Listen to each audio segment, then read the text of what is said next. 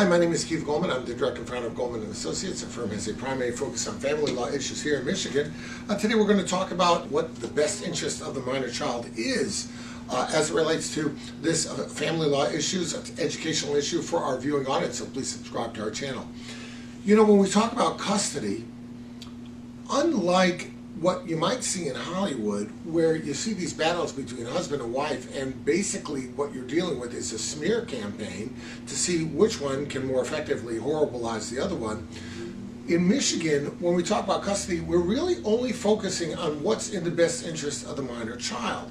Now, it could be that highlighting for the courts the serious deficiencies in the abilities of the other person to parent, that could be consistent with the best interests of the child, but the focus is not on that. The focus is on the kid and what does the kid need and how are those needs best served. Now, there are 12 unevenly weighted factors associated with the best interests, and the court is duty bound to consider evidence on those factors and to literally weigh each one of those factors. Does it favor the parties equally? Does it favor the mother? Does it favor the father? And then actually, when you go through them all, then the court has to give appropriate weight to each one and see which are the factors that are most weighty as it relates to this analysis.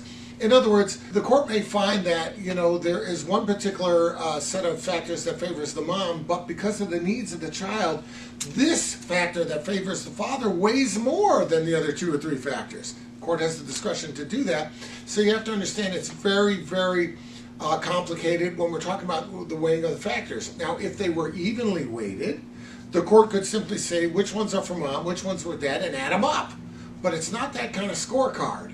So the court really has to do a very careful analysis of what's in the best interest of these children as it relates to what's fact specific for them.